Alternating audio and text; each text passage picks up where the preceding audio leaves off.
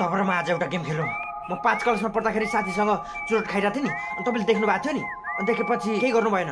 बेलुका घरमा आइपुगेपछि तपाईँले मलाई उठ्दै घरबाट निकाल्नु भएको थियो नि, जासुके जा भनेर सोध्नु भएको थियो नि।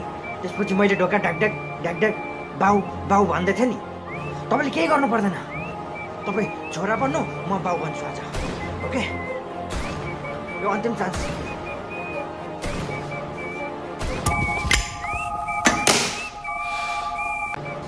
एक्सन बुवा। ए बुवा,